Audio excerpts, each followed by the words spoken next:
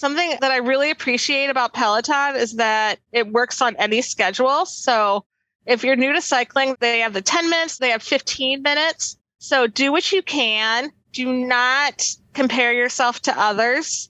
You are competing versus you. Who cares about that leaderboard? It does not matter what place you're in. What matters is you got on that bike and that you're going to get off that bike and that you're going to get on it again. Set a schedule and just go in with the attitude that this is going to be fun and keep coming back. Send those high fives and just keep coming back. Find those rides based on music. It's so hard to find an artist series that isn't out there, or it's so hard to find an artist who isn't covered in some way. So you can start with that and just keep going from there. You'll quickly find those instructors who you really gel with and you want to continue. It's more than just your output, more than a bike. When you hear your shout out, you know it's all right. Put on your magic pants and let's go. We're cruising into the power zone. Clip in, set yourself free. Come on and take a ride with me. Know what you need to know and what's it all about. Everything you need, it's on the clip out.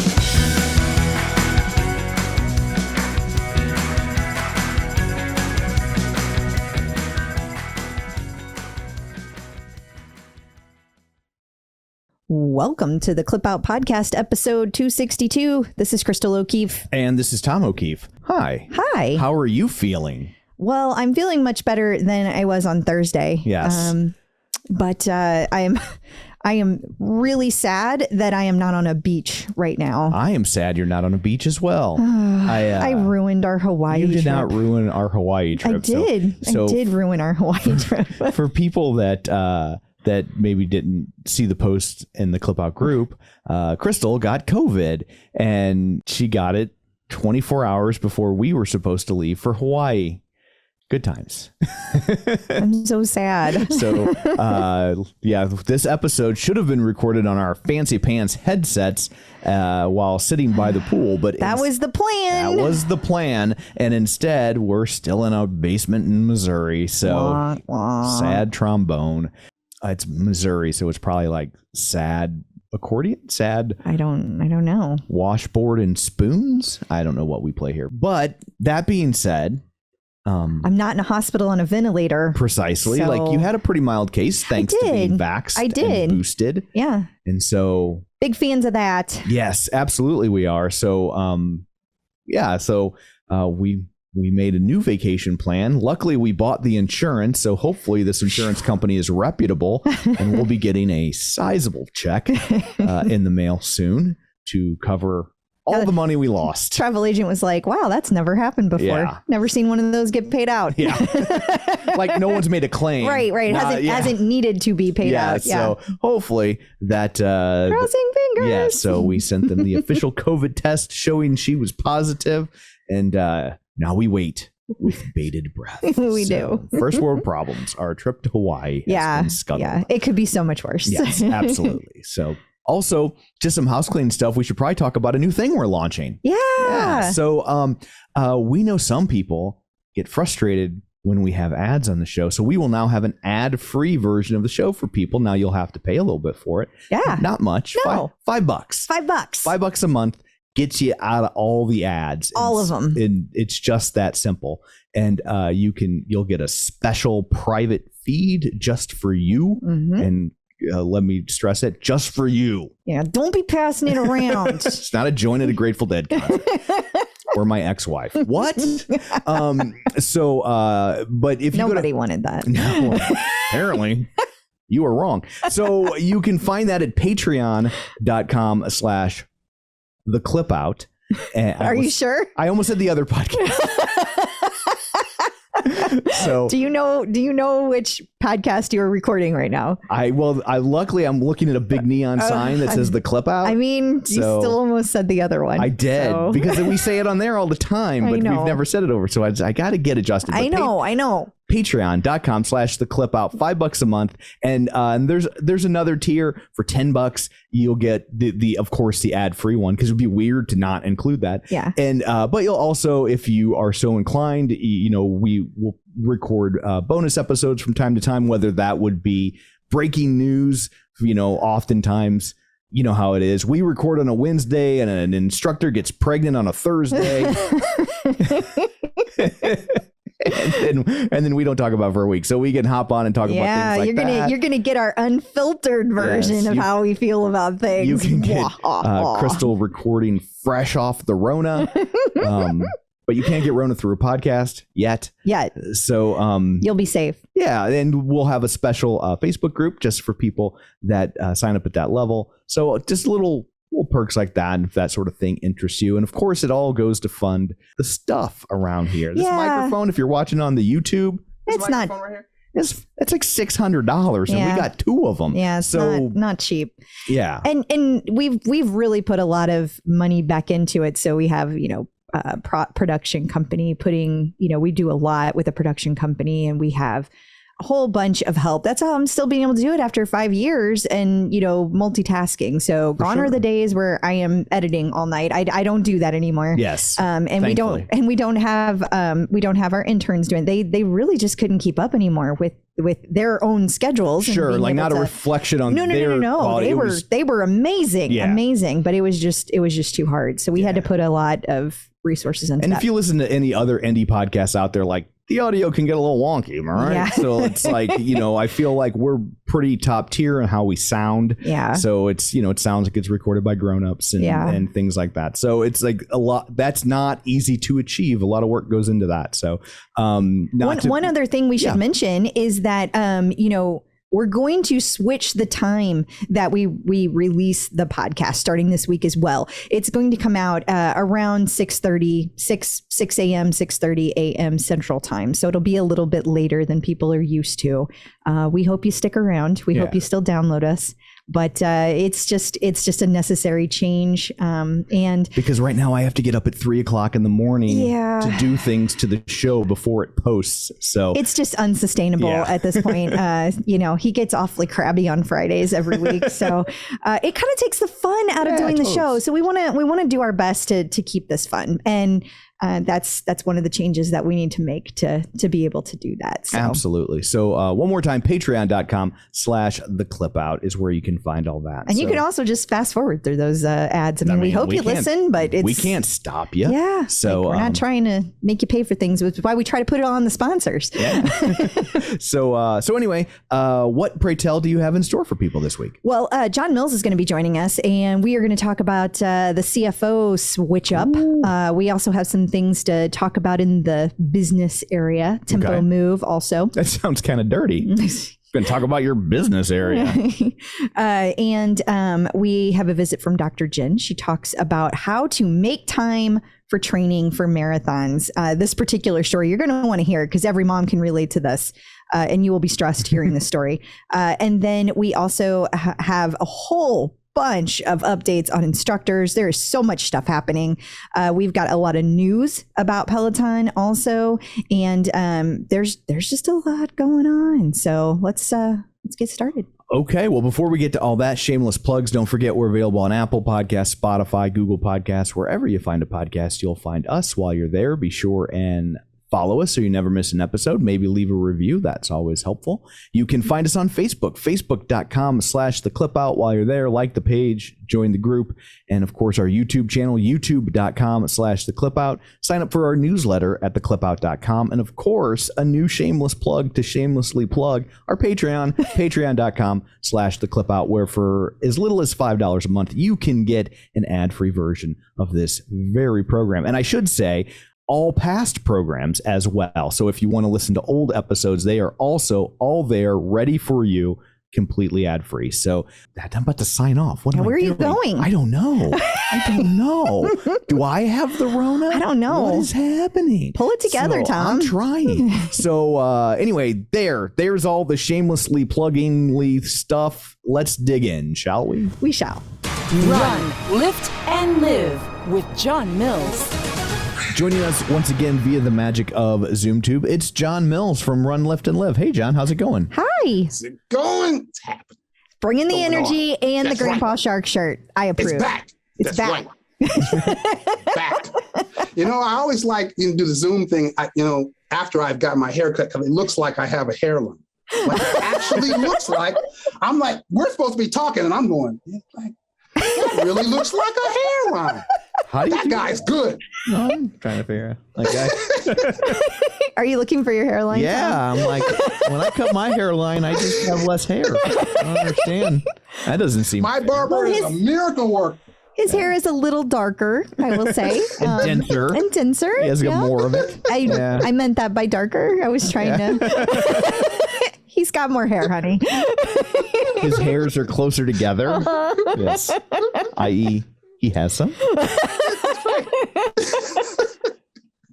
So I guess jumping into the topic du jour, more shakeups in the C-suite. We now have a new CFO at Peloton.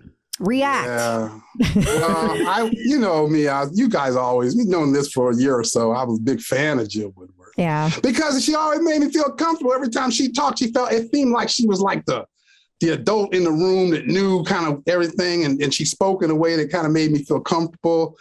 But I guess she saw this come. We knew this was probably coming, right? I don't know if I should be all that surprised, but I was a little disappointed. I'm not really surprised. I'm just sad. Yeah. I'm just sad. Not me. I just like, okay, I guess.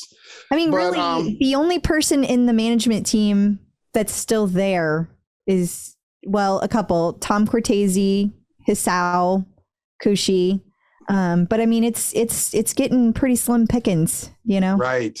The person that they brought in, she sounds like she's well experienced. I think she kind of worked with Walmart and Netflix, and I can't remember who else. Another big. Wasn't she with Amazon? Amazon Web and Services. so it sounded like, based on her experience and what Uncle Barry is looking for, that she aligns. So I don't know if you could be mad at it, but I guess it's probably that legacy kind of, that heartfelt piece of you, right? It is. And I kind of feel like, I don't know, I don't feel like I'm 100% comfortable with Barry yet. So I'm not, and this was clearly something he wanted, because he went on and on about how he knew Liz and had worked closely with her for years. So, and he has every right to make that pick as the CEO. I mean, that's what you do.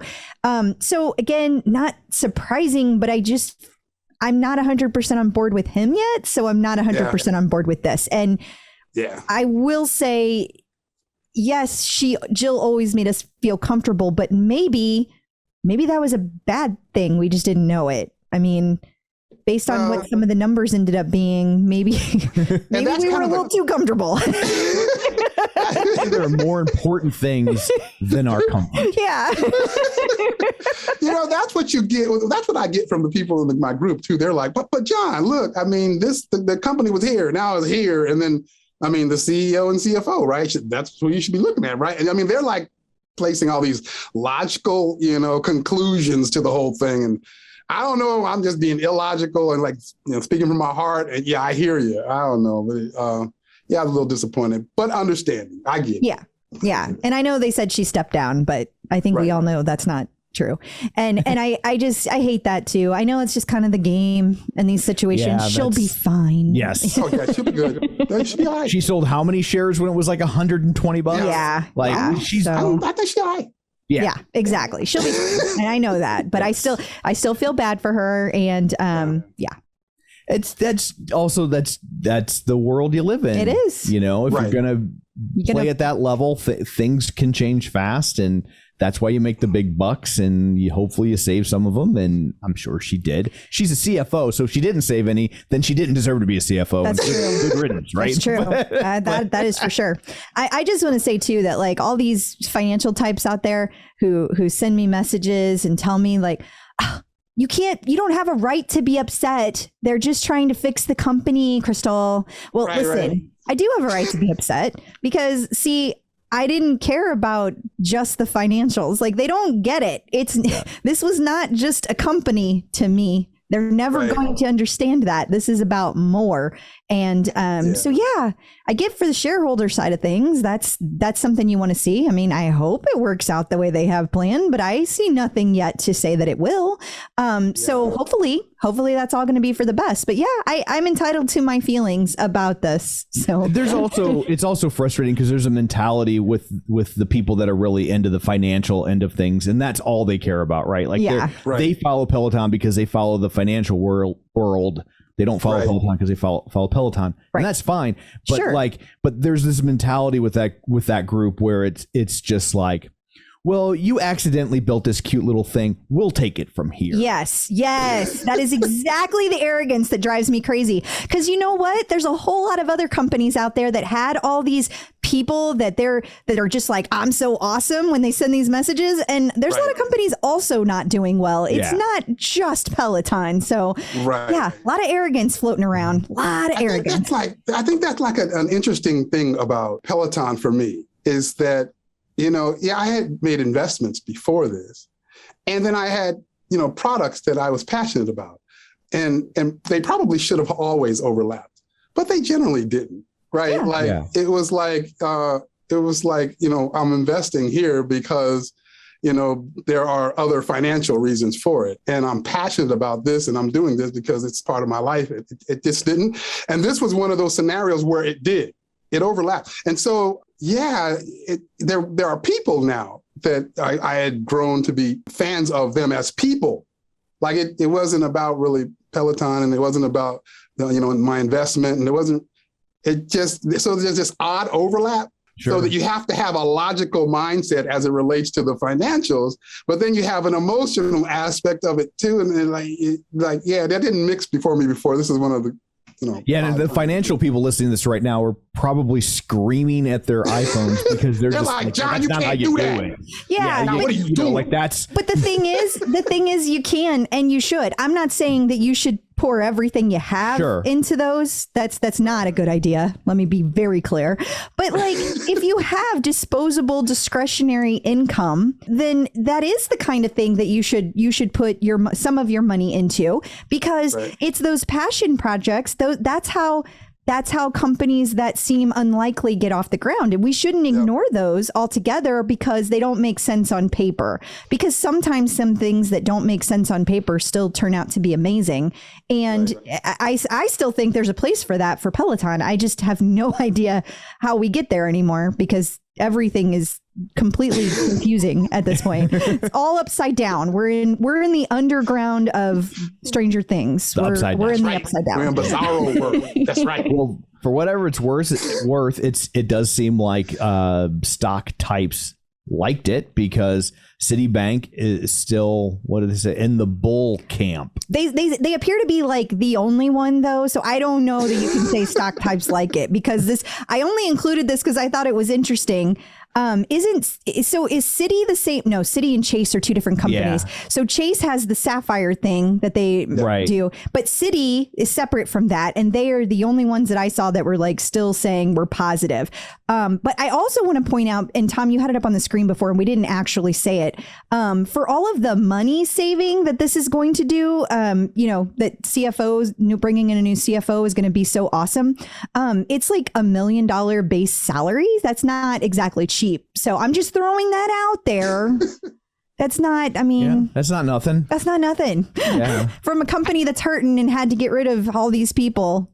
But I guess though, if you want to bring in somebody with that pedigree, you got to pay them. They had somebody with that pedigree. And I'm sure they were paying her. So yeah, but you make the argument of, okay, but their stock is at $12. Yeah, no, totally. I'm just saying. I'm not trying to be a dick to Jill Woodward. I know you're not. But it's like, it's like we're paying you $1 million for $12. Like that's bad math. I think that Citi, they reflect what I hear from these more experienced investor types that tend to hit me up as well. Like they tend to talk about the hires that Barry McCarthy has made in like a positive light. Like this is right.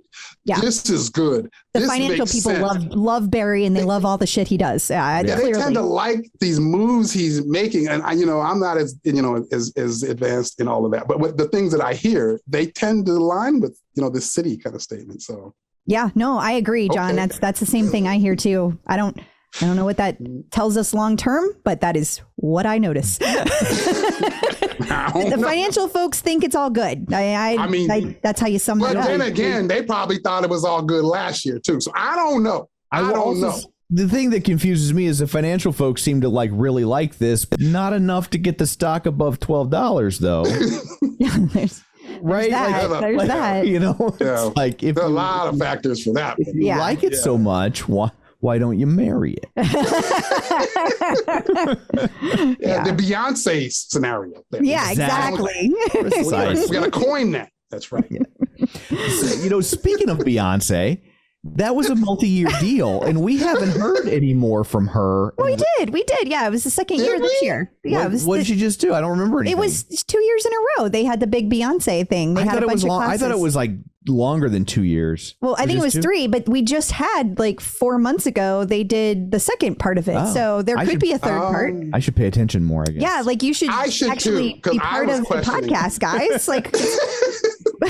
John's like, God. Does anyone listen to this? John's like, what are you making that plural for? Don't lump me in with him. He just said he doesn't know either. I was going with Tom. I'm like, I know. No, oh, you're right, Kristen. He's too quick to agree. I know. Yeah. You're like my stepson Brian. I'll be like, why is this blue? And it's actually red. I said the wrong word. And he'll be like, yeah, why is it blue? And I'll be like, oh my God, I said the wrong word. And then he'll be like, well, it's kind of aquamarine. Yeah, Then he'll try to validate it. So I guess it's just a ping pong thing, though. I was just like, yeah, Tom, yeah. Oh, wait a minute. Yeah, Crystal. Yes. So moving to the larger world of connected fitness, The Verge has a review of the Tempo Move. Yeah. What did you think of this? What's funny about this is the person's like, it's really cool. It looks good in my living room. It looked like a piece of furniture. My boyfriend didn't even notice it was there for 2 weeks. I love the rep counting. But you know what? I'm gonna give it a 6. Out of 10?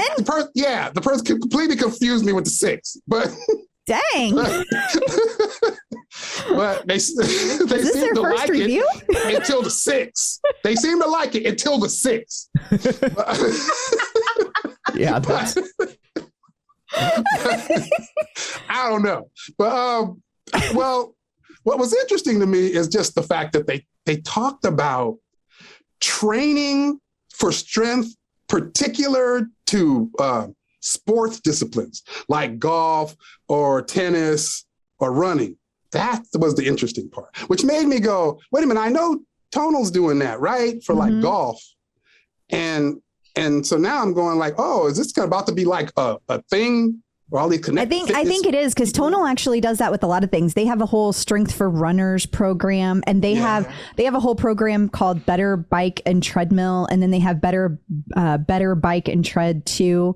And my point being, it's like sports performance improvements. They have a whole category to that, and they're really, really good content, and it's great because you get a lot of bilateral movements. But my point being, I do think it's going to be a thing. I do think a lot of people are going to be jumping onto that, just like you saw, we'll be talking about it later, but Logan Aldridge having the adaptive training. Yeah. I think you're going to see that be a thing too, so I think Peloton happens to be a little more focused on the adaptive training right now. Other competitors are focused a little more on the sports performance. I think eventually all competitors will end up in both places. That's my guess. Right. Yeah, that makes sense. Yeah, I agree too. I was kind of thinking that probably will be the case as well. And they mentioned a little bit in here about, programs rather than just classes based on body type. And we've heard that for years, right? Yes. And so as a reason why they kind of liked the Tempo. And then another thing I was thinking is, the Tempo Move is like $495, right? We know that Peloton dropped the price of the Guide down to $295. And I think that is very logical, right? Because had they kept it at that $500 price point, we would have been more in the, in line with trying to compare. Yeah. Right. But I think because they changed these price points, like, okay, I'm looking at a review for the Tempo. Okay, whatever. I'm not then thinking, okay, what about the guide? I agree. Right. Yep. But once they drop the rep counting stuff, I think maybe we will start saying that, which then makes me think, is it just a great value now? Or do they then start reconsidering price? Like, oh.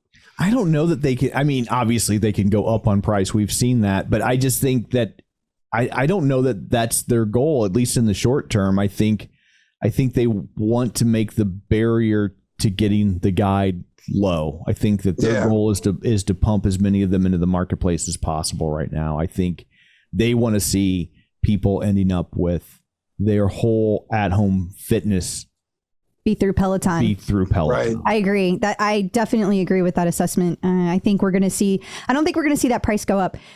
I think that you're going to continue to see changes or different stuff happening with overall Peloton, the pricing structure for things like the monthly membership. And I think as they add additional products in, I still believe that. And I also still think that as they bring people back to the studio, I still think there's going to be changes to how that looks. So I think that they're going to have add-ons in different ways. So I think the hardware is like, in this particular case, this particular piece of hardware is considered to be, what do they call it? A loss leader. Yeah. Yeah. Mm-hmm. Yeah. That's my feeling. Yeah. And that makes sense. Another thing that was interesting to me about it. Oh gosh, I lost my train of thought that quick. See, am I getting older or what? We all are. On the tip of my tongue. Time is linear. I do it all the time, John, sometimes mid-sentence, and then I change subjects and you guys just don't even know. Oh, see, it came back that quick. You see that? It just came back like, think it was like that. Okay, so the movement tracker. Yeah. And I think we were talking about this last week. Like, I don't know if we may have been, but we talked about it at some point. Yeah. Yeah. Like, I think the thing about the movement tracker is that for me, other people love the thing they love it. But for me, it was like, if you're questioning it filling up, you don't have like some frame of reference to know why it may or may not be, right? Right. And that's been kind of on my mind. Whereas I was listening to this person in this review and they're like, I did a rep, but it didn't count the rep. And then they made some change and, I'm counting the rep now. But now they know that I actually did 11, even though I'm at 10 right now. But there's a measure that they know, right? And that it just took my mind back to like that movement tracker of like, if they had the rep counting, you would have some mechanism to say it didn't fill up because of this, or it is because of this. Does that make sense? No, it makes total sense. Let me say it a different way for people who haven't used the guide. The thing that John is talking about is that it tracks your movements, but it doesn't tell you how many you've done. It just shows that it will get full. So if the segment is 2 minutes long, let's say, as long as the movement tracker sees you moving and a move that is and approximately close to what it expects, it counts it as movement. But when you're doing it for 2 minutes, if John and I were both doing it side by side, we might have wildly different counts for 2 minutes, right? And so that's your point. Your point is that you wouldn't necessarily know if like you're not getting any tracking, why isn't it tracking? And you're able to see that with tempo. And hopefully whenever Peloton adds the movement tracker, that will be corrected. But the other piece of it is that it would be good to know what cadence you should be moving at if they expect 10 reps in this 2 minute, or if they expect 100 reps in this 2 minutes, because you may not be using the appropriate weight or doing it appropriately. And so to me, that's the big question mark with Peloton is with strength, I believe that they have an opportunity to make it more prescriptive, more safety in place for people, because I see people wildly swinging weights around and it scares the crap out of me. Like somebody's going to get hurt.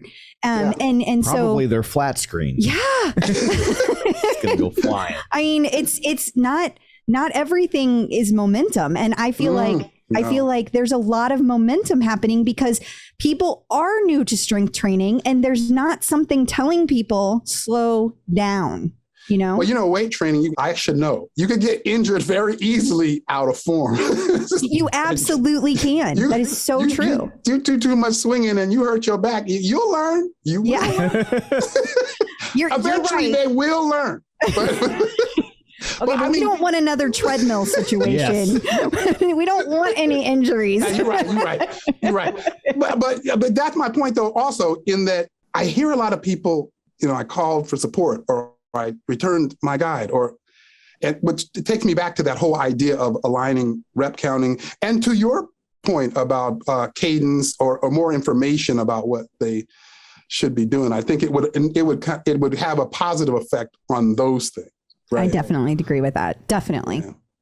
This cat is just chilling in this picture, by the way. The cat is just, hanging out. The cat doesn't realize the tempo's there either, just like her husband. It's very well hidden. He looks a little suspicious at that camera, though. Right? I think I would notice that. I don't know if I believe the reviewer. I mean, I think let's ask Erica if you. Erica, you're right. Never mind. She would say John would never know. She probably would say that. She's like, I once bought an entire new dining room set. He had no idea. So you're right. I had, as soon as you said that, okay, I believe the reviewer now. Okay. Right. Awesome. Well, John, thank you so much for joining us again this week. Until next week, where can people find you? They can find me on my Facebook group or page, Run, Lift, and Live. They can find me on Instagram, Run, Lift, and Live. They can find me on the Tickety Talk, Run, Lift, and Live. Or they can find me at runliftandlive.com. Awesome. Thank you so much. Thanks, John. Thanks a lot. Talk to you later. Bye. Tom, I am so excited. Guess what I got in the mail this week? I don't know. I got a whole set of the summer colors of Olive and June Mani system. The summer colors are absolutely beautiful. My favorite is the one that it's funfetti and it has all these different colors in it and you can put it on top of other colors. It's beautiful. Just in time for our trip to Hawaii. Oh yeah. Wah wah.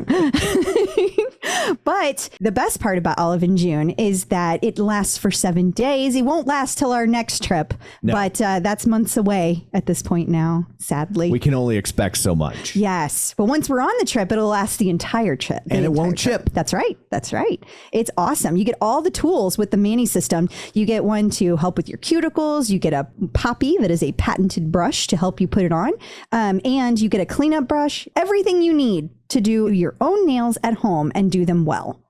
Getting beautiful salon perfect nails at home is now a dream come true with Olive and June. Your nail life is here. Visit oliveandjune.com/TCO for 20% off your first Mani system. That's oliveandjune.com/TCO for 20% off your first Mani system. Getting the psychological edge with Dr. Jenn. Joining us once again via the magic of ZoomTube, it's Dr. Jenn Mann, licensed marriage, family, and child therapist and sports psychology consultant.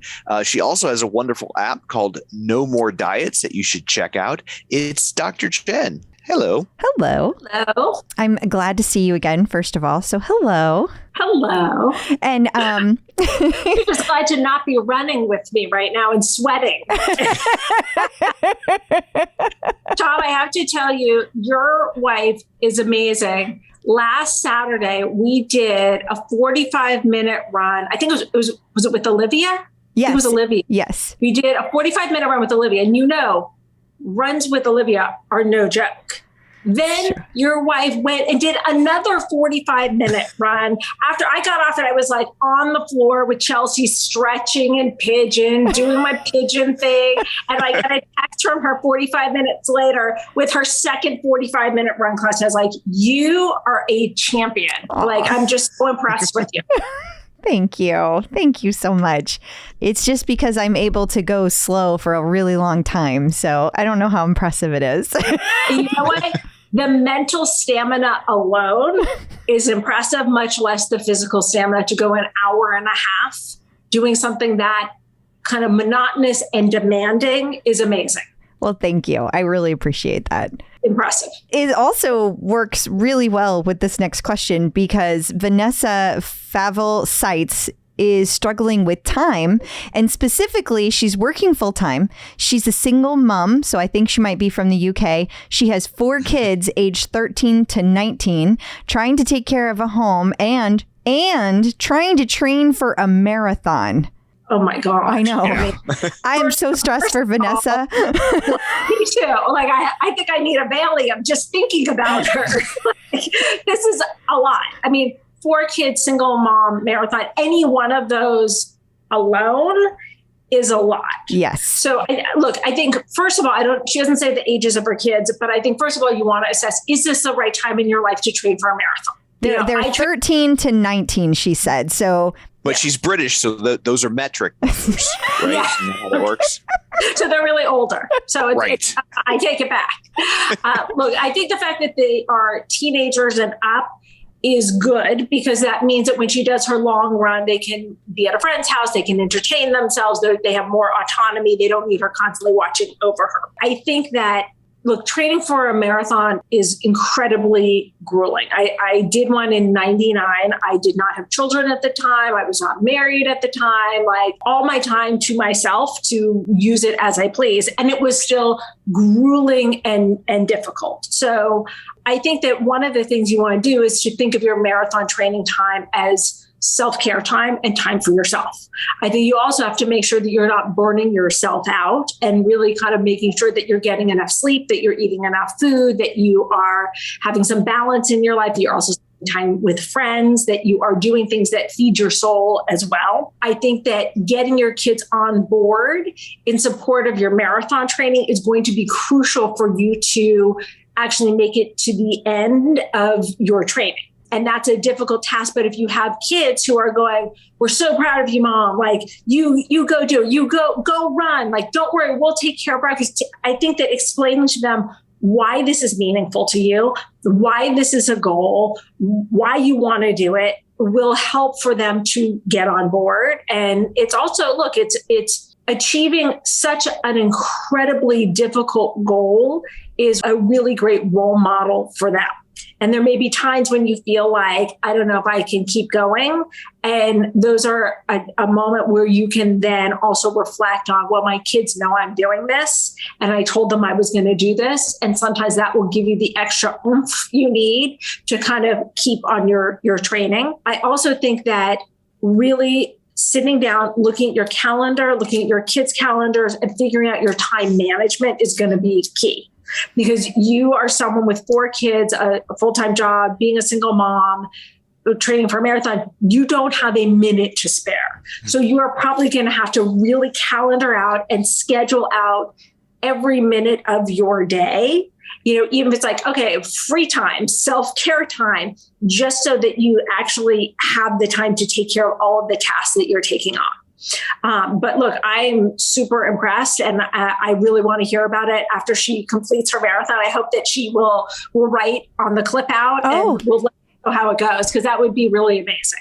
It would. It's one of those things where it's like, some days, I mean, without adding training for a marathon in, I think we all have moments where we're like, why am I doing this? Fill in the blank. And it's like, when you're adding something like that in, that is only for you, you're not beholden to anybody other than you said it out loud. It's tough to keep going. It's really tough. It really is. Interestingly, before I trained for the LA Marathon 99, and as you know, because I've talked about it a lot here on the show and also on social media, that I used to always say, like, oh, I'm not a runner. I'm such a terrible runner. Or I can't do, I had a lot of negative self-talk until I kind of realized, like, wait a minute, I teach people to not have negative self-talk, and I'm having negative self-talk about this one category of my life that shouldn't be an exception. And then I changed it, which also changed my running as well. But what I was saying is that, look, training for a marathon it's incredibly difficult, and it's an incredibly wonderful thing to do for yourself. And what the studies show is that to complete a marathon, I read this study 99 before I trained for the marathon, where this study found that people who trained with a friend had much, much higher rates of marathon training completion and marathon completion. And like when I trained for the marathon, I reached out to like 50 friends. And this was like before there was email. So I actually had to make phone calls. And I called them all up and said like, hey, I'm going to do this. Do you have any interest in doing this? Would you think about it? Here's the group I'm training with. This is what I'm doing. I figured if I got 10 friends, I would probably lose at least 5 halfway through. And I might end up with like between 2 and 3. And sure enough, I think I started out with 5 and then I ended up with 1. There was like my one running partner, and we trained, and it was a really incredible memory. We get up at 5 o'clock in the morning and do training in the dark because of her work schedule. We lived very close to each other, but it was a really amazing, inspiring experience. And it was one of those things that for many years after I reflected on, and I would say, well, if I could do that, I can do anything. And it's a really nice kind of thing to have in your arsenal, like just kind of knowing how incredible you are and how amazing and how you can accomplish things. Yeah, excellent. Awesome. Well, thank you very much for all that. Until next time, where can people find you? You can find me on all social media, Instagram, Facebook, Twitter, Snapchat, and I post all my Peloton workouts on my Insta stories. And that's at Dr. Jenn Man, 2 N's on Jenn, 2 N's on Man, and my weekly column with InStyle magazine called Hump Day with Dr. Jenn. Instructors in the news. Another week, another pregnant instructor. How common are pregnant instructors, you might ask? So common, I didn't even put it in the headline. It's just like, people are going to think we're just posting the same episode week over after and week over after again. Week. Yeah. Well, congrats to Selena Samuela. I have felt in my heart this was coming for a very long time now, and I am super excited for her. And she was adorable when she did her announcement. She was like, y'all have been speculating. Did I have too much pasta or is it a baby bump? It is, in fact, a baby bump. And I have been eating more pasta. Doesn't have to be either or. That's right. It does not have to be either or. Yeah. So it's really cool. She was a really, really good sport about all the speculation that was out there. And I'm just super excited for her. I feel like she drew the short straw on when she could announce. Like, they got all the pregnant instructors together and they were like, who's going first? Pick a number between 1 and 38. 'Cause that's how many are pregnant. I really thought, like, if somebody had said, make a bet, I would have bet she was going to make her announcement before Bex. And I told you that weeks ago. Did? I was like, it's going to be Selena, then Bex. I was so sure. And then nope, it was Bex, then Selena. At this point, I just assume, unless I hear otherwise, all the instructors are pregnant. But it is interesting, right? There's going to be Selena, Chelsea, Allie Love, Matty Maggiacomo. They're all pregnant. Matty is not pregnant. We don't know that. We don't know that for a fact. Here's the thing, though. 5 instructors, 5 are going to be out. 3 tread instructors and 2 yoga instructors. So it'll be interesting to see what on earth they do with the schedule then. Yeah. At least 2 babies are due in the exact same day. You will be getting lots of pre and postnatal classes in your future. Yes, you will. Enjoy. How fun. There was a gathering of instructors, we know, because everyone apparently posted this video. Every single instructor posted this video. It's a cute video, but by the end, I was tired of looking at it. I was just like, okay, yes, if I see Allie Love in my feed one more time. But it was great to see all 54 instructors in one place. Yeah. The stupid COVID has really kept all these instructors apart, and it's frustrating. So really cool to see them all in one place. And if you want an idea of how many instructors there are and how long they've been kept apart, they have to wear name tags. I know. So many people have said that. Isn't that crazy? But I wonder if that was just for each other or if that was like... There's other people we're not seeing. Yeah. Because I think they might have done like a really big meeting since all these people are going to be in town. I know that they are preparing for the big launch that they're doing on the 10th, but I think that there's more to it than that. Also, everybody keeps saying, oh, they must be doing the All for One classes. And maybe they are. I have no idea. But keep in mind, they said those were going to post in August this year, not July. So I wonder, they also said that was going to be the All for One Music Festival again. So I wonder if they're going to do something different than they've done in the past, but that includes all of the instructors. So I don't know. I mean, it's so rare to get them all in one place. You would think they would make they'd take use of that. Precisely. Yeah, totally. I absolutely agree. But yes, there are going to be less classes because of that. Less classes available. And get ready, because we're about to see people in the studio again. Yep. It's going to get crazy. Boy, I can't wait to see the OPP light up. Oh my God, somebody's in the ramp fight and they're being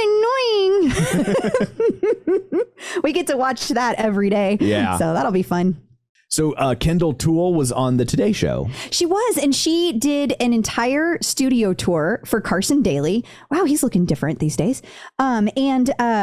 She talked to him about her mental health journey, but she also did a tour of the new studio. So he was like one of the first press people to get to see the new studio. So and obviously anybody watching the Today Show got to see it too. So she talked about how she's had suicidal thoughts. She's talked about how she has changed her perspective over the year, all the things that she's been through. Pretty cool to see all that. And she has mismatched shoes on like Punky Brewster. I think those are actually a set that's mismatched on purpose. Oh, I just thought she bought a red and a green one. She might have. Totally possible. Kids these days. They're crazy. Just crazy. Sydney never wears the same socks, like ever. She always has 2 different socks on if they're long. If she wears like the leggings, then like the thigh highs, she might wear the same ones. But other than that, they're always mismatched. Kids. Aditi Shah is on the cover of Seema magazine. She is. Yeah, she got to do a really, really cool photo shoot. And she talked about how you can reinvent yourself as many times as you want and the importance of storytelling and why representation is everything. So that is really cool. It's neat to see that she's gotten several kind of highlights lately. And I'm really excited about that. I think that's neat. We don't see a lot of the yoga instructors getting a ton of attention. So that's great. Robin Arzon will be doing the keynote address for Monmouth Medical Center's 27th annual Power of Pink Luncheon. Yes, and it takes place later in July. So I don't know of anybody going to this, but hey, you never know. Sometime between now and then I might hear about it. But pretty cool that she's doing that. She's going to kind of walk them through her journey as well. And speaking of Robin, this isn't on the list, but I saw someone post in the group before we started recording that there's, I guess, a book available on Amazon. Oh, yeah, from Robin Arzon. Yeah, it's called Strong Mama. Yeah. Just like her actual children's book. But her book is obviously by Robin Arzon. Right. And this is by Robin Arzon. And it's like got a really similar cover. Totally. But like clearly not as well done. It's like when your grandma would come home with the DVD copy of Transmorphers. Yeah. Yeah. Exactly.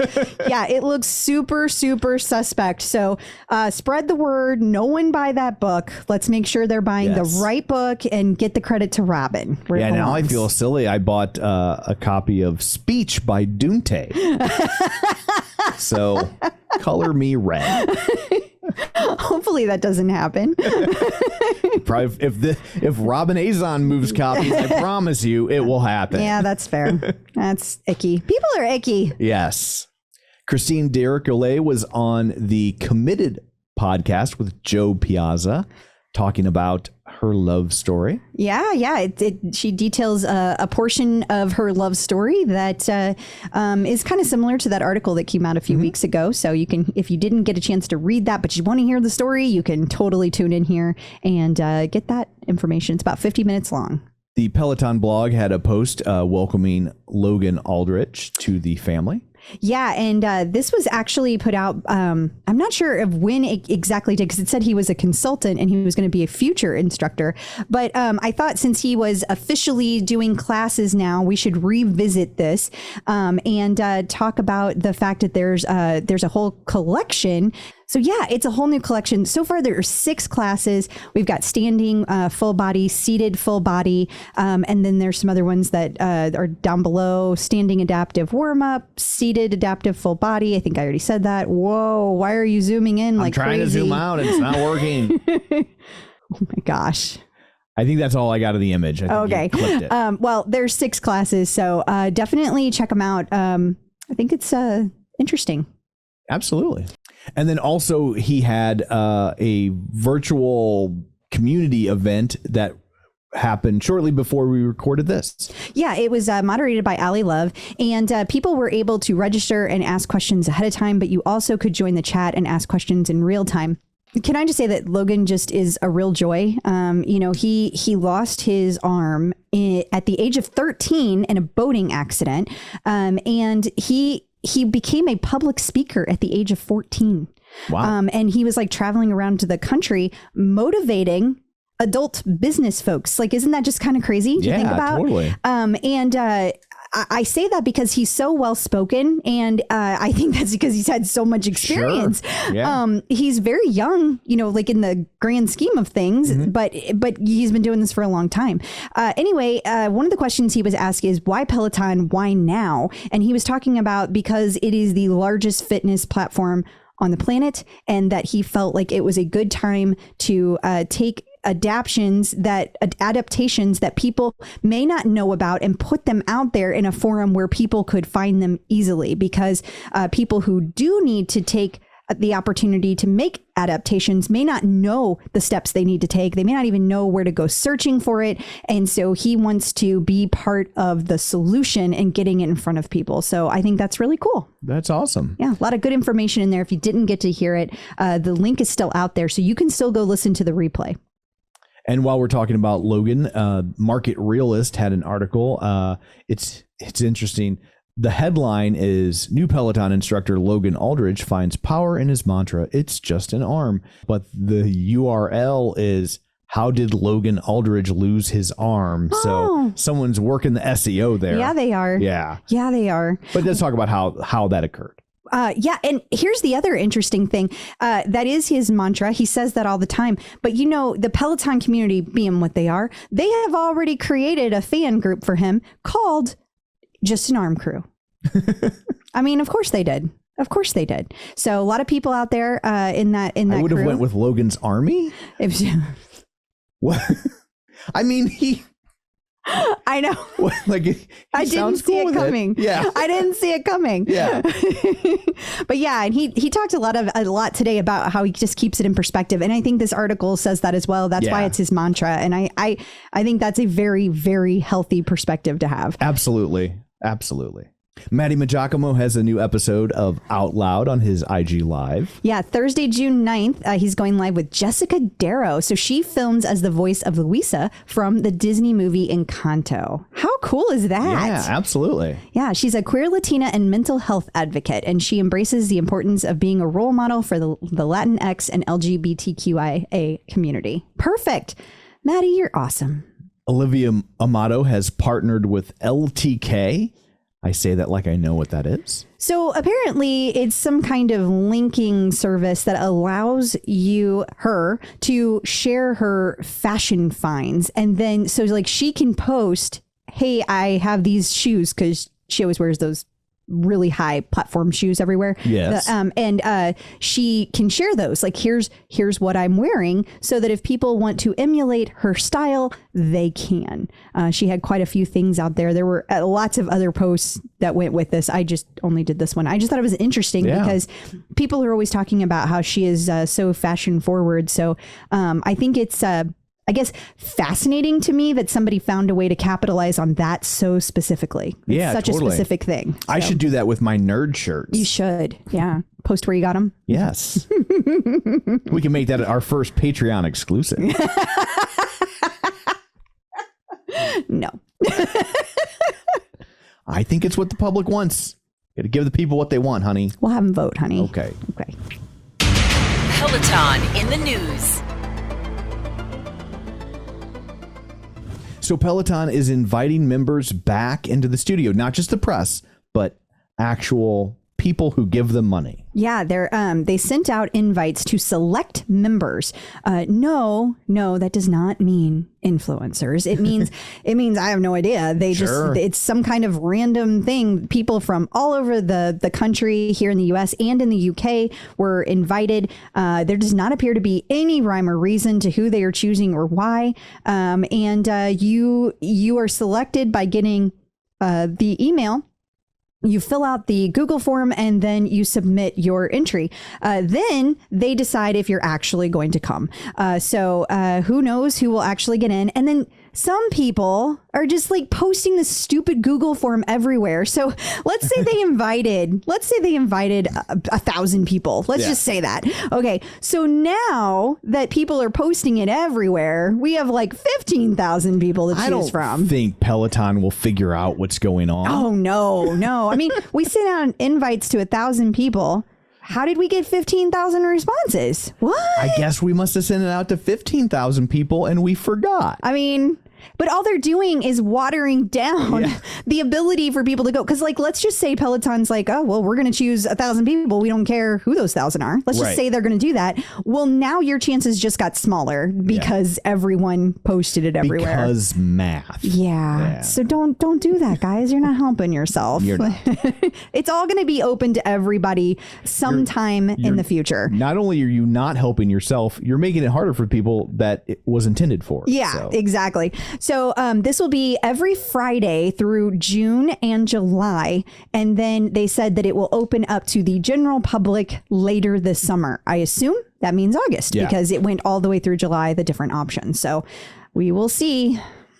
So the aborted Peloton manufacturing plant in Ohio is on the market and apparently generating lots of interest. Yeah, this article says it is going to be sold by the end of summer. Like they would be very surprised if it was not. So, well, I guess, since it was an aborted plant, they got to sell it while it's still legal. Too soon? For me.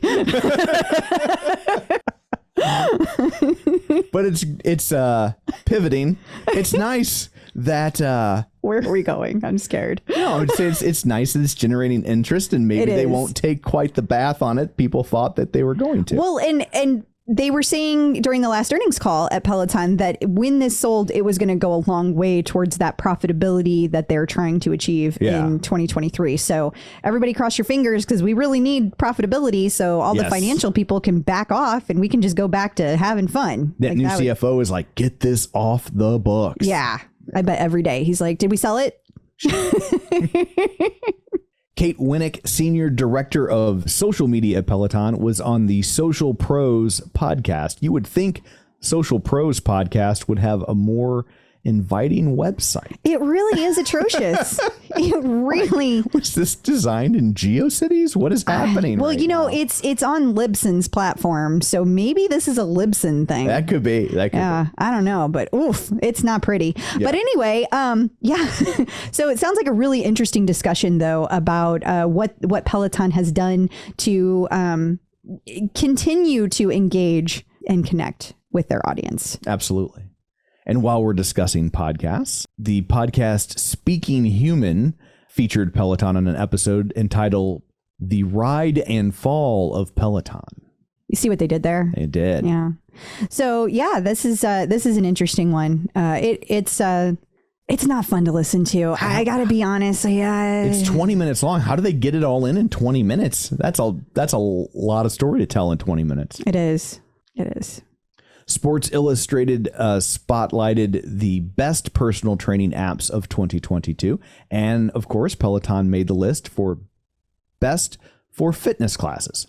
So I'm just like, well, then what are the rest of these things? Like, best for cardio. How is that different from best of classes? They're all classes. I guess I take it as I read this as they're saying Peloton's classes are the most engaging, but like Aptive has the best variety. And then, if you just want to focus on HIIT classes, you want Kilo, whatever that is. Never heard of that one. And Map My Run is interesting because it's only for running, not the rest of cardio. It's not really best for cardio. It's best for running. Yes, it's very interesting. So do with that what you will. Sure. So we talked a while back about the Pfizer corporate challenge, how Peloton's doing these corporate challenges that are corporate programs that are only available within certain business ecosystem platforms. Yes. And this one has completed. And they're offering Peloton Swag through their website. Yeah, so it comes from the Corporate Challenge website, and you can choose either a Peloton hat, a water bottle, a resistance band, running belt, or core towels. So I think that this is just always what you have as an option for these kinds of challenges, because I was also told that the Chase Sapphire challenge that was done last year these are the same exact prizes that were included as like things you could choose from. So I think it's like people have long asked for there to be like kind of a never ending evergreen kinds of outfits that you could get from the Peloton apparel store. And they've never done that. But I think that their solution is to, for a corporate challenges, have these options that are always kind of an evergreen option. Gotcha. Which is interesting to know, because my first thought was, is this just leftover product? No, this is the stuff that they just kind of give away for everything. So like whenever they've done all those excess, like this year when they were like 15,000 point challenge and here's all the stuff you get, it was literally leftover stuff from the store. And that's not what this was. I thought this might have been more of that. Like, here's a way to blow it up. Fair question though. Peloton artist collaboration. We have a new artist series with Rina Sawayama, I think.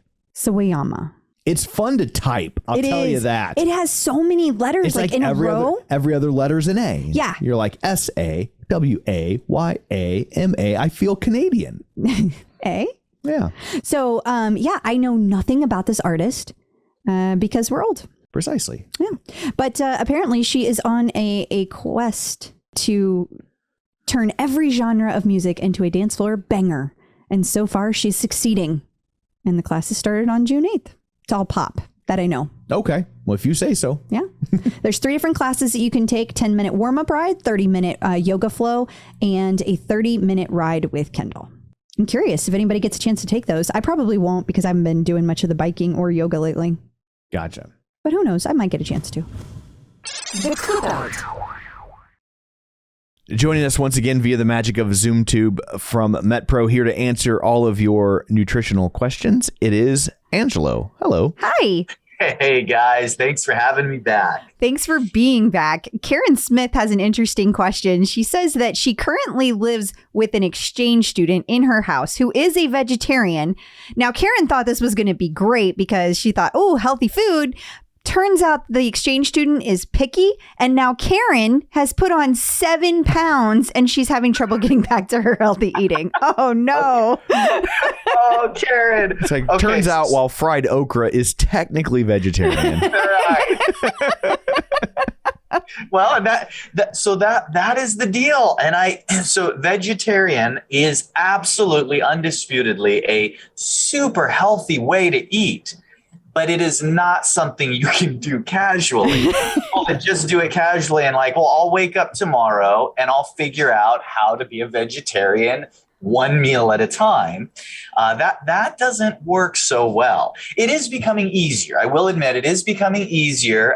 Here in the States, we have more options than we ever have, but is still one of the most deliberate approaches you could take as far as accessibility. Takes a lot of advanced planning, and it is great if you can pull it off. But here's the thing. Yeah, I was going to say, like, they might have more options where you in Missouri. Not so much. Yeah, in Missouri, vegetarian means your cow was grass fed. Yeah,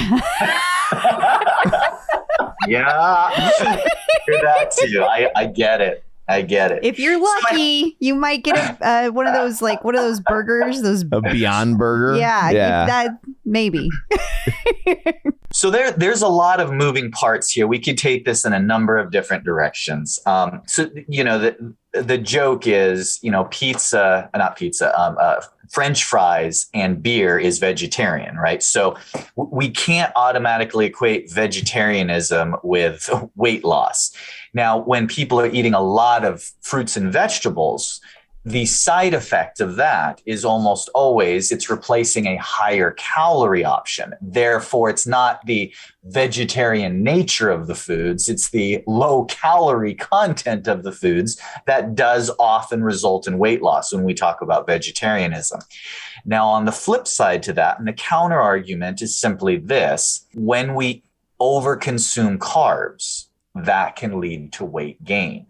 And so when you have basically 3 macronutrients, protein, fats, and carbohydrates that you're consuming, most people don't stare at their plate and say, okay, I have my protein here, I have my carbohydrates there, and this here is my fats. most people just think, here's my protein and here's my carbs. The fats are kind of built in, right? They're in the dressing, they're in the meat, they're in the, they're in the seasonings, they're just there. Well, what that ends up resulting in is when you remove the protein, how do you fill up? Well, you end up eating more of the carbohydrates. And some people can just have an extra portion of green beans and they're good. Tom and I aren't those people. Yeah. It's like, those people are called sociopaths. So what ends up happening is it becomes an inadvertent high carb diet for people who are not rehearsed in doing it. Now, again, it does not have to be that way. So for Karen, what I would recommend is if you like protein, cook by macro and cook a complex carbohydrate. So things like brown rice, sweet potato, oatmeal, these are all carbohydrates that are known to be good for weight loss also because they're high in volume and low in calories for the volume consumed. So they're going to be very filling. But you could cook vegetables or have some fruits and vegetables and eat some of both. But what you can also do is you can keep some protein on hand that is not a carbohydrate. And you could do some vegetarian sources of protein, but you can also have a mixture so that you can have a little bit. And just think of it real simple. This doesn't need to be rocket science. Chop down 30% of the carbs you're eating at that meal and replace with 30% more protein. And vegan or vegetarian protein sources, the problem is people think, oh, well, a lot of people say that those protein sources aren't as good. Don't think of it not as good. They're great. The issue is they're going to be more monotonous. Is you can really list on one hand, there are only so many sources of protein from non-animal products. If you're the type of person that doesn't mind having 2 or 3 items in quantity frequently, and that doesn't bother you, then great. But if you're trying to get protein and you like variety, that's where having some lean, healthier animal protein, or I'm a big fan of fish personally, is a great thing to mix in if you're not a vegetarian. And if you are, it's beautiful what they have now as far as vegan and vegetarian supplementary protein. That's what I take in the mornings. I take a vegan protein shake along with my carbohydrates and fats, and that works really good for me. So these are some simple ways that you don't need to eliminate or have a knee-jerk reaction, Karen, and take out all these good things that you may be doing. But if you can just replace a little bit of the carbohydrates with a little bit more protein, at least at lunch and dinner, you may find that helps you out. And then there's the common just sense things. And that is, if your version of being vegetarian is eating a bunch of mac and cheese, which is, and I can tell you there are some vegetarians out there that's their way of being a vegetarian, not vegan, but vegetarian, you will gain weight. Success. Nobody's going to say, oh, I gained weight because I ate too much fruits and vegetables, right? That's unlikely. That would be a very unique scenario that happens. So if the bulk of your food volume is coming from fruits and vegetables, you're going to be safe. But I'm reading between the lines and guessing that you may have a vegan on your hands who also likes things that aren't just fruits and vegetables. And that's why there's been the issue in your house. So balance. Awesome. Well, thank you so much for all that. And if people would like fitness nutrition tips tailored for them, where can they find you? Absolutely. metpro.co/TCO. Wonderful. Thank you. In case you missed it. We have a prenatal yoga and meditation collection with Anna Greenberg. So this is already out. I was just kind of confused because it's just yoga and meditation, but they had that Strong as a Mother collection that came out a while back. So I'm not sure if this is all new content, but at any rate, this is specific. I think it's new. Actually, the more I'm talking about this out loud, I have convinced myself now that it is new. And it has classes that will help you connect with your mind and body and breath as you journey toward parenthood. All 3 trimesters are included. So that's pretty cool. Awesome. Well, can't you tell how new it is by how far along she is in the... Well, I thought they added classes to an existing one that they dropped on Mother's Day. but I didn't really spend a lot of time thinking about it, which is why I made you guys listen to my thoughts out loud. She's still fighting the Rona, people. Yeah. Give me a break, man. I was supposed to be in Hawaii. Who knows what I would have said about this then? Yeah. So we have the Get Out and Move challenge for people. That's what I actually called my first divorce. Get Out and Move challenge. Yeah. Apparently they had this last year and it was not at all memorable to me. But you can take a class from the outdoor category. So outdoor walk, outdoor run. And they also added a bunch of classes like bar and Pilates that you could, in theory, do outside.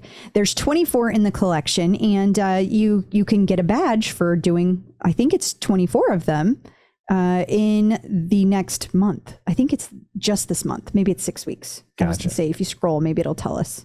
Yeah, I don't know. Oh. But anyway, the interesting thing to me about this was they just released the Just Workout beta, and it's all about taking outside classes. But because it's beta, it's not included in the Get Out and Move challenge. And I was like, well, that seems like a missed opportunity to me, like by a lot. Yeah. So I have confirmed that if you are to take a Just Workout class, that is not included in this particular challenge. What I have not heard confirmation on, and I have not done any digging, is that perhaps those minutes on a Just Workout also are not included in your minutes for the entire year that Peloton tracks. Supposedly, they may not be included. Again, I have not confirmed that. So I'm confused. What are you confused about? Just by all of it, but it doesn't matter. The Just Workout feature does not appear to be included in any challenges. Okay. That's a fast way to say it. Okay. There's also the Peloton Picks collection, has new stuff. Yeah, it's been updated, and now it includes the guide. There are 29 classes that Peloton has chosen and included in their Peloton Picks. So if you haven't seen these before, there's one for running, there's one for yoga, there's one for the guide, and there's one for strength and cycling. Did I say cycling? You did not. Okay. I was looking at it. Yes. I thought I said it. My bad. So this one isn't technically an in case you missed it. It's more of a, hey, don't miss it. Some upcoming things to look forward to. Yeah, there's been, I think, like 6 different classes for Pride so far in the month of June. And then they also, I thought this was interesting, they did a 2-for-1 with DJ John Michael, Just King, and Adrian Williams on the tread. And they turned it into a walk and a run. That was just the first time I've seen them do that. Okay. So I thought that was interesting as well. And then there's also some classes coming up later in June that are going to be specific for Father's Day and for Juneteenth. So there's a lot of specialty themed classes in the month of June. So make sure if you're a person who tracks your badges, you gotta be on it. Lots of stuff going on. Checking in with the Peloton community. Joining us today via the magic of ZoomTube is Susie Platt. Hey, Susie, how's it going? Hi, I'm good. How are you? Good. So I like to kind of start out with background. So how did you originally find Peloton, and like when was it in your timeline? So I knew of Peloton for quite a while, and I wanted one for quite a while, but I didn't want to pay the Peloton money. Sure. And I was kind of the gym rat. So I would go to the gym and I'd make friends and I'd go to classes. And as much as I wanted something at home, I just couldn't justify the cost. Sure. And then the pandemic happened. And I was around 2 days into the pandemic where I was still waffling about whether I was going to do this or not. And I had a friend who was like, Susie, do the math, just figure it out. And you're going to see that it's actually cheaper for you just to buy this.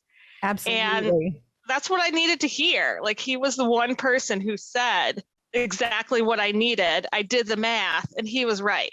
So it was around 2 days after my work said, okay, you're all going to be home for I don't know how long, where I hit submit and I bought it. And 3 weeks later, I had a Peloton at home. Aw, that's awesome. It's a good thing you jumped quick. Yeah, it is, because you would have been waiting months otherwise. So Yep. I past Susie made a really good decision doing it at that time, where I don't know if I just had a sixth sense or what, but Sometimes it was you just things align and you just you can just see it so clear. And like I remember when I was a kid, a teenager, my mom bought me a CD player and I had like 300 records, but I had like 6 CDs and I just kept listening to those same 6 CDs over and over again. And finally I was like, I need to sell all of my records because pretty soon everybody's going to be selling their records and they'll have no value. That's true. And so I was just like, I just took all my records in, and the guy at the record store was just like, "What are you doing?" Like, you know, What he's is like, wrong with "Do you you? have a drug habit? Did you get a girl pregnant? Like, what is going This is on?" my college education. Yeah, and I was just like, "I'm buying CDs," and he was like, "Okay." So yeah, that was my moment. That was my Peloton pandemic moment. I still have records, so I don't think they're. Well, I don't now, think they're worth. It's the opposite now. Now it's become cool again. So my 16-year-old nephew is taking some of my records, so I get some cool points for it. Yeah, well, good, because it's hard to get from a teenager. Yeah, that's for sure. That is true. So you said you were a gym rat before. What kind of workouts did you do at the gym? I have been taking spin classes for a very long time. My first spin class was probably 20 years ago. Wow. And I loved it from the start. I loved going into this room where it was usually dark and music was really loud and people would come out looking like they were like super close to death. And for some reason that drew me in. I was like, I need a piece of that. And so I had a gym that I really enjoyed going to, and I took some intro classes, and after the first one I hurt for like a week and it was really rough and I couldn't walk very well, but I loved the experience. I loved hearing new music and I loved meeting new people. I loved burning calories and I loved feeling that sense of accomplishment. So you actually talked to the people in your spin class. That's a novel idea. I did. So I always like try to say that I'm an introvert, but then when I get around people, I just can't not say stuff. And so I made friends at the gym. No, coming from an actual introvert, that is not an introvert. Introverts hide from other people. That's what we do. I always say that I fake it well, that I'm an ambivert, but sometimes I think I don't know myself as well as others know me. But yeah, so I made friends at the gym and I really loved going. I had my regular instructors and I knew them and they knew me, but that's something that I need when I work out. It's not enough to me to just live a healthy life. I need people who will point me out when I'm not living a healthy life. Oh, so wow. So you like a little call out, a little tough love. I do. I mean, you can still be a little nice about it, but if I don't show up for class, I want you to tell me that I didn't show up for class and to ask me why I didn't show up for class. Yeah. And to make sure that I show up next time. So well, so how did you transition that to Peloton then? That was a concern of mine. Yeah. Because I do have such a social aspect when it comes to working out. I had been at a gym for a couple of years where we became a really tight-knit group. And it was just like that. If you didn't show up for class, you'd get 10 texts asking you where you were and why you've decided to live an unhealthy life. And then you would, well, they go straight for the throat. Wow. Yes. And then I would show up. I'd show up for class after that. And I thought, who's going to call me out? So one of the first things I did when I got my bike was I went to Facebook and I just searched for Peloton groups. And there were 7 billion. 7 billion. And I joined like 7 billion of them. So and I just... Did you know that there were all sorts of Peloton groups out there, or were you just kind of playing a hunch? I was playing a hunch. Okay. If anyone knows Facebook, it's me. And I knew like any kind of complication I have, I go straight to Facebook and I find a group and I join it. And so that's Somebody what I out did. there will solve your problem. Yeah. And or they'll tell me that this is the problem, even though it's not. And so I found a bunch of different Peloton groups. I found your group. I found like Pelo Pets, and I found like Power Zone. I found so many different groups. and I just joined them all and started talking. And then later I realized that the instructors, there are special groups for instructors too. And so I would join those also. Yeah. And then suddenly you know people. And suddenly because you see them over and over again. You see comments they make over and over again. And you're like, oh yeah, I know how this person thinks. They think like me. Because you can kind of tell from their posts and things. Exactly. So have you systematically destroyed your gym? Have you sold Pelotons to all the other people? Oh no, that's guilt. She has. text? She totally has. There's one person who did. And I'm still pro gyms. I just don't belong to one anymore. I found that this fits my needs. But no, I try to sell it to everyone because it has been such a game changer for me, and I didn't expect it to be, because I did think that I had that need to have another human next to me sweating. And I realized that I don't need that other human to be next to me in the same room. It's fascinating to me because I was just the opposite, since I'm a true introvert. Boy. Well, she likes getting called out, so go for it. Yeah, exactly. I think I can do that. But in all honesty and seriousness, I am really, really painfully shy. And so I would never talk to the people at the gym. Are you kidding me? Make eye contact with strangers? Why would I do that? Why would I do that on purpose? No. In fact, I remember we started this podcast. I was like, Tom, I don't even know how to do that. You want me to talk to people? But see, it's easier here because this is just we're on the phone. So this isn't threatening, but in a room when you're standing there next to me, that's threatening. So I don't know how you did that. Yeah. From the start, I never felt that way. It just felt like it was something that was necessary for me. It just makes me think about the people who say that they like coming into work when there's no one else around. And that's not me. That's not me at all. I like coming to work when there are other people around, because I want us all going through the same thing at the same time. And I want to see you going through it. I am glad you're not my boss, Susie. No, the thing is, I don't need it if but it works in the virtual world too. Because where I work right now, I'm still mostly virtual. Yeah. I come in sometimes. My team, I have people in different parts of the country. So we've never met each other face to face, but I know they're there and I know they're working. And that just always brings me a sense of peace, I suppose. And I like to know that there's somebody else with this experience so then we can talk about it. Yeah. And that's how it's been with me. That's how it's been with me with Peloton. Immediately I found thousands of people who get it. How did you narrow it down to people that you were like, okay, these people all get it, but these people especially get it. They get me. Yeah. Really, anyone who likes Matt Wilpers, I was in immediately. So I was in the group for Matt's Maniacs. And, a workmate was posting these beautiful graphs that she got from her rides. And I'm a data person. I work in technology, and I saw that and I was like, I want a part of that. I want to know how I'm doing. And it's not enough to know my output. I need to know more.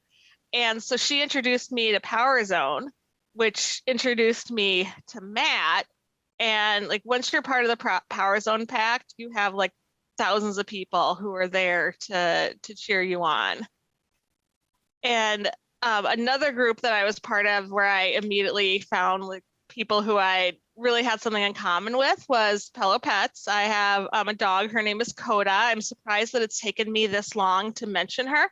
Usually when I introduce myself, I mention Coda. So Coda, I was on the... No, that's could be. I call her Cody, actually. So I joined the Pello Pets. And from there, someone mentioned that there's a Pello Pitties page. So that's for people who have pit bulls or who like pit bulls. And Coda is part of Pitties. the Okay. I didn't know what I thought we had entered a new territory. It's sad. I thought we finally found a Peloton group I would join. I'm like, No, that's when you can start. You can start it. No, he cannot. Okay, or please don't. I'll take back that.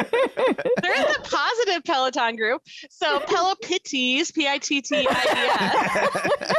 So I joined that one, and I posted one day and said, "Who does Power Zone? Maybe we should have a team." Yeah. And so there are a few people who are like, "I am in," and so we all migrated to the same team. Oh, fun. And then we became so poaching people from pre-existing things is a pattern for you. It kind of seems that way. It kind of seems that way. Yeah, I'm sensing a pattern. We've got poaching and pets and pit bulls and Peloton. It's all with Pete for and alliteration. Platt. Yeah. And Platt. Oh my God. Oh my God. Yeah, it all comes together. It all comes together. So yeah, apparently that's my MO. So, and I'm really good at it. So we joined an existing team, and that team has become a Peloton family. Really, we've been together. I don't even know, and I feel like Power Zone time, challenge time, it's like it doesn't exist. It's How many challenges? Pandemic. How many challenges have you guys done together? Anywhere between 400 and 600. So I'm not sure. It's a wide berth. Thanks for narrowing that down. I'm not sure what the exact number is, but I am certain that it's between 400 and 600. Okay. So, so that's about how many, probably closer to 4. And so there are, we've seen people have babies. We've seen a lot of people have COVID. Yeah. There's been a lot of injuries that people have gotten through. People have moved to different countries. And we've stuck together, and we know each other personally. We reach out to each other and are each other's support system. And this is something that was unexpected for me with Peloton, because I figured I'm in my living room on this bike, and it's a solo act. There's nobody around me. But that's the opposite of what I discovered. If you want to have other people with you for this, you will. You just have to find those people and put yourself out there. How now, given that you are fairly new to the community, I say this because somebody that's been around as long as I have, it's a lot easier to have found people because the group was so much smaller. Just the community in general was so much smaller back in 2016 and 17. But now it's ginormous. So how do you go about putting yourself out there now? Because people can be mean in some of these groups. And really, when I say some of these groups, I mean the OPP. I'm not picking on any group in particular. Oh my gosh. But it can be scary to put yourself out there. Yeah. First, my advice is to not join that group. Like that. If anything will make you not love Peloton, it's potentially that group. Yeah. So I feel like I came in at the start of when Peloton got really huge. Mm-hmm. Peloton had a great year, the first year of the pandemic. And that's true. and not so much anymore, but yeah, they had a great year. And because of that, there were a lot of people who came in. So a lot of new groups formed, and it can be easy to kind of get lost in that. So you have to be active, like whether it's on a group or just showing up at the same rides, having the same hashtag as others have. If you really like riding with Cody, which who doesn't? My guess is even Tom likes riding with Cody, and Tom doesn't even ride. He doesn't ride. Closer to 4. But Tom does. Tom does enjoy the sizzle commercials. Yeah, I thought that was a good. Yeah, one. How can you not? He just seems like a fun guy to be around. So you find that hashtag and you add it, and then people follow you and they notice you. And even if you're not on Facebook, I don't think it's necessary. It's certainly easier to find others if you're on Facebook, but if you're not, just using those hashtags adding them, following people. The more you follow, really the bigger community you're going to have. I am shameless when it comes to high fives. I know sometimes people get annoyed with that. I probably seem like I'm a stalker, but so if I've high-fived anyone many times, it's not just you, it's everyone. No, so I think shamelessly high-five everyone.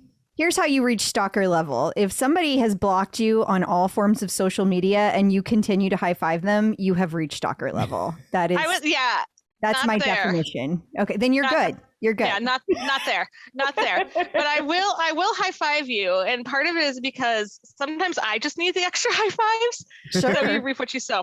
Right. Absolutely. But that's a way to get your community, because I think that makes you noticed. And then people will start to follow you back also. I just think that when I see people who don't have many people who follow them, I'm like, how do you get through it?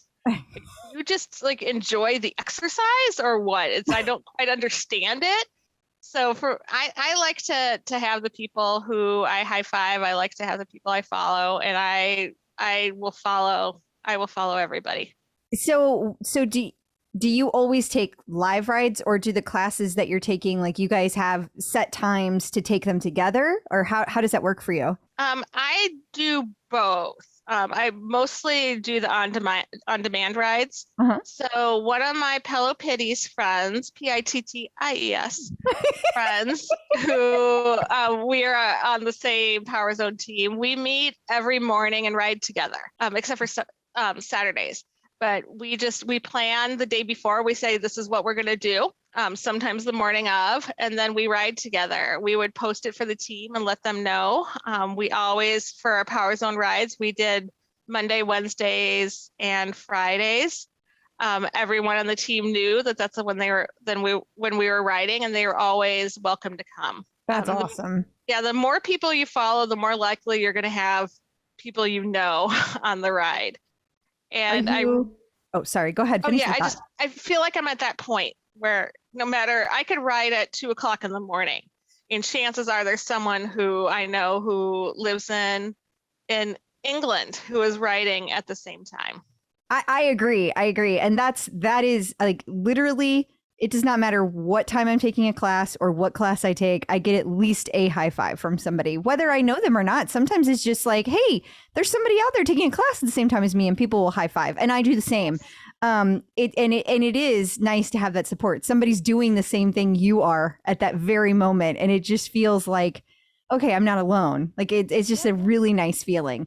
And I love that. I love also classes that you take with instructors, like probably for you, a Matt Wilpers type of thing, where you hop on and you know so many people that it feels like you just walked into a party where all of your friends are, because everyone's high-fiving each other. And it's just such an awesome feeling of like, oh, well, my friends are here. It's just a really, really good feeling. Yeah, and that's how it is really with Power Zone. When you're in a challenge, no matter what class you're on, no matter if you're riding ahead or if you feel like you're a little bit behind, there's going to be so many people who are on the ride with you. And I swear no one high fives like a Power Zoner. They high five you and they high five you again. And I really appreciate that. So now that like, in theory, the pandemic is, winding down, that's what we're hoping. And right. And in theory, the studios are opening. That's what they keep saying this summer. Now, are you planning any trips to go to the studio? That is the dream. Like, right. I have a lot of family in New York. My work has an office in New York. Whenever anyone goes there, I'm like, can you please, just for those who can't, just go to the studio and just get a selfie. I don't care if it's with anyone. I don't care if it's just with a picture of someone. Just if you could do that. So yeah, there's a group of us who have been talking about making the pilgrimage and going to the studio. I would love to do that. I would ride with anyone in there. They just all the coaches, they just feel like you're friends at this point. They have no idea who I am. Like every once in a while, I'll get a Matt Wilpers high five, and I'm like, he knows who I am. It's very, very exciting. But I would absolutely love to go to the studio. I'm going to make it happen. If anyone wants to go, let me know. Let's make it happen together. Careful what you ask for on this podcast. Oh, girl, you're gonna get so many people reaching out to you. Yeah. Okay. Well, let's be within reason. But I definitely, absolutely, I would love to go. I want to. Who doesn't want to go to London now too? And go to that beautiful studio. And the I know in New York the window clings came down this week, so it's getting close. Well, and they switched out the treads, so there's so many signs. I'm a little worried about that actually, but that's a whole nother story. Okay, another podcast for another day. Yeah, I'm worried about the viability of the Tread Plus, so that's a whole nother story. But anyway, Yep. Valid. So, do you still talk to your gym friends? I do. Yep, I still talk to my gym friends. Yep. Do you go to the gym? I don't. So no, I don't. I don't go to the gym. We do have. So I'm fortunate that my work has a couple gyms on location. So we have gyms there, and you might be wondering, do I go to those gyms? And the answer is I do not. So I look at them and I think, how lucky are we? And I consider going to them, and then I don't. I now have everything that I need here. During the last 2 years, I worked on getting my home gym set up, and I'm in good shape with the items that I have here, knowing that I still eventually want to go back to the gym because they have more dumbbells, they have more kettlebells. Like I don't have everything, so eventually I'll go back. But again, I need a partner. A partner to go back with. I don't do this alone. Do you send screen grabs of the leaderboard with it so you can be like, I still live a healthy lifestyle? I'm still working out. If anyone's on my Facebook, they know. It's kind of like the thing about running a marathon. Like you can't run a marathon without saying you ran a marathon. It's the same thing with Peloton. Like, if you have a Peloton, like you can need to just talk about it and talk about it some more. So there's no human that I come into any kind of association with who doesn't know. That's literally the origin story for this podcast. So, I know, I get it. I can't get my leg up here, but I've got Peloton on the back of my pants. It's who we are. So we have. So at work, we have a Peloton message board. So it's part of so many different aspects of my life, and I never thought that I'd be that person. Like I used to be. So back in the day, I was a runner. I did triathlons, and so I used to talk about that. Now I don't talk about that anymore. Now I talk about how I woke up at 6:00 in the morning and I did an hour-long ride, and this is how long we were in zone 4. And no one else knows what that means. It's like just such a specific group that would know. But I'll find you. If you're I'll find you. Not at all threatening. We're rethinking the definition of a stalker. and I will give you my referral code. So that's what I will do. So I'm curious, do you run now? Like, do you do any Peloton runs or anything like that? Are you bike purist? I'm a bike purist, except for when it comes to outdoors. So outdoors, I do some of the outdoor activities. I don't consider myself a runner anymore. Yeah. If I, of course, want everything that says Peloton, so I still want the tread, and I tease myself to think that I would use it and I'd become a runner again. But no, I don't have a tread, but I do use it for outdoors. Every single day I use it when I walk the dog. Well, and do you think you'll be getting a rower when they're released? I want one so badly. I've been... I think, how long has that been a rumor? Are you So serious? Literally 4 years. Literally 4 years. Yeah. Actually, probably closer to 5 at this point. Yeah, I mean, if I know about it since day one. So yeah, I think rowing is a great workout. I used to take a rowing class. So I would love to do it. And if Adrian is going to be one of the coaches, sign me up. Well, it looks like he's going to be the lead coach since he All was right, the then. one. Yes, then let's get that, and let's get that now. So yeah, I'm in. More than the tread. So it sounds like on your wish list, the rower is higher than the tread. It is. It is. Yeah, it is definitely higher than the tread. All right. Well, I'm glad we got that established. Today. Yeah, that's where it is today. How are you gonna work in Power Zone with the rower? See, so I will say that Power Zone now, so I'm in a 3 ride a week team. And then you get extra points if you do what's called the accelerator. Mm-hmm. And back in the day, the accelerator had to be another ride, but now it's not. Now it can be any Peloton class, 30 minutes or longer. So that's how I would work it in. Well, I'm glad that finally changed. Lots of people were getting injured by riding way too much. So that's good that finally got shifted. It's nice to have the cross training. It is. And it's a lot healthier. It's a lot healthier too. Maybe there'll be a paddle zone. That's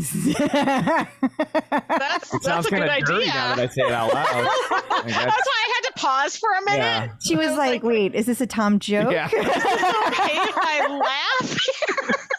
Always okay It is to laugh. always okay to laugh. Yes. Yeah, If I'm talking, it's okay to laugh. I got laughs at my mother's eulogy, so it's okay. Oh, No, In it a was good way. appropriate. It was In a good appropriate. way. okay. All right.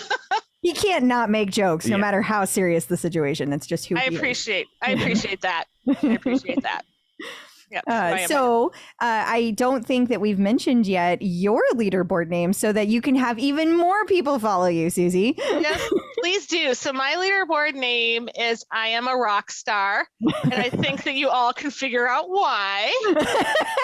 But for those of you who aren't sure why, I believe it was Christine who said that your leaderboard name should be motivational. And my leaderboard name before this, I've had a few different leaderboard names.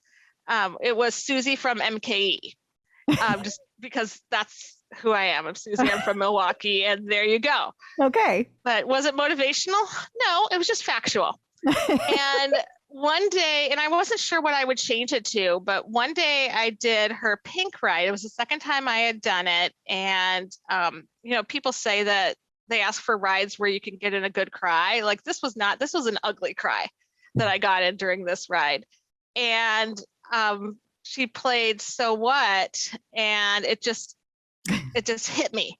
It hit me. And I'm like, that's it. And so right after I changed my leaderboard name to I Am a Rock Star, and it stuck for probably a year and a half now. And that's Total unrelated side note. Pink has the most songs on my perfect playlist for a spin class, like ever. Mm-hmm. In all of the classes I've ever done. She has there's so many great ones. Love Pink. Yeah, that's perfect song for that. Quite talented. Yes, Yep, quite talented. I remember when her first song came out, and that was a long time ago.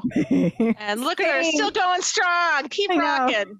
And if you've never seen her in concert, you should. You need to drop everything and go. It is Oh amazing. my God. You On my must list. go. It is You a great must show. go. She is Yeah. phenomenal. Even if I know you like her, so I'm not talking to you, but like people out there listening, even if they don't love Pink, you'll have a good time at that concert. It's impossible to not have a good time. Yep, I love those kind of acts that you can go to and you're not a fan. You kind of go to because you're like, well, I feel like I should, or someone bought me a ticket. Yeah. And then you leave being a fan. Yes, you will feel that way. She is like that. Like I'm not a huge fan. I mean, she has songs I like, but like whatever. But like her shows are amazing. Yeah, absolutely. Wasn't she like flying from things and like jumping in the air? It's like Cirque du Soleil type performances. It's Cirque du Soleil done to rock music. Done to Pink songs. Yeah, it's just amazing. You gotta wonder how they do that if I leave exhausted. She is. I'm just sitting there watching. She trains for a very long time before she goes out on tour. So she is an incredible, well, I know that the last couple of years she's kind of backed off after trying to, take some time to be a mom and, not work out as hard. So I think she's taken some time off for that. But I'm sure before she goes back on the road, she will be back in fighting shape, as they say. Yep, looking forward to it. So do you have any advice for people who are just getting their bike? My best advice is what was given to me, which was do a Cody ride. my first ride, I did a 20-minute pop ride with Cody. And fun fact, I thought that I had the right clips for my shoes, and I did not. Oops. And so my first ride was just in regular shoes, not even clipped in. So I did a 20-minute ride, but it was still so much fun. I was like, if this is the way the instructors are, this is going to be the best. So if you're new to cycling, 20 minutes is great. Something that I really appreciate about Peloton is that it works on any schedule. So if you're new to cycling, they have the 10 minutes, they have the 20, they have 15 minutes. So do what you can. Do not compare yourself to others. You are competing versus you. Who cares about that leaderboard? It does not matter what place you're in. What matters is you got on that bike and that you're going to get off that bike and that you're going to get on it again. Yes. Yep. Great advice. Yep. Set a schedule and just go in with the attitude that this is going to be fun, and just keep coming back.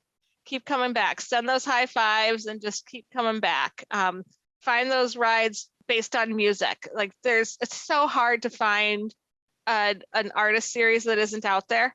Yeah. Or it's so hard to find an artist who isn't covered in some way. So you can start with that and just keep going from there. You'll quickly find those instructors who you really gel with, and you want to continue. Yes, all wonderful advice, definitely. Absolutely. Well, thank you so much for taking time out of your day to join us. We greatly appreciate it. Before we let you go, remind everybody where they can find you and all the places if you would like to be found. Yep. So, I already offered everyone to go to New York. So. Yeah, true. And you were paying, right? Like you were like, no, let's not take me too literally. I live in Wisconsin, so in Milwaukee, it's really hard to get anywhere from here. So I'll do the best I can. But so you'll find me on the leaderboard. I am a rock star. And on Instagram, please follow my dog. It's Coda, Cota, Rocket, Bigby, Bigbee, just super adorable. Don't follow me on Instagram. It's not interesting. Follow Coda. And people follow Coda and they want to ask you a question. Is Coda answering or are you? Coda will be sure to get it to me. Okay. So I'll answer, but I will say that Coda is along for the ride, so she knows. Okay. She is definitely well versed on Peloton. Aww. So I'm sure she has her favorites. So yeah, that's the best way to find me. And in pretty much every single group, you'll find me there. You'll find me on the clip out. Yeah, I'm here, I'm there, I'm everywhere. Awesome. Well, thank you so much for joining us. Yes, thank you so much, Susie. Wonderful. Great talking to you. You too. Clip out. So I guess that brings this episode to a close. Until next week, where can people find you? People can find me on Facebook at facebook.com/Crystal D. O'Keefe. They can find me on Instagram, Twitter, and the Peloton leaderboard at ClipOutCrystal. And you can find me on Twitter at Roger Kubert or on Facebook at facebook.com/Tom O'Keefe. You can find the show online, facebook.com/The Clip Out. While you're there, like the page, join the group. And of course, don't forget our brand new Patreon, patreon.com/The Clip Out, where for $5 a month, you can get all of this ad free. So that's it for this one. Thanks for tuning in. And until next time, keep pedaling and running. Clip in, set yourself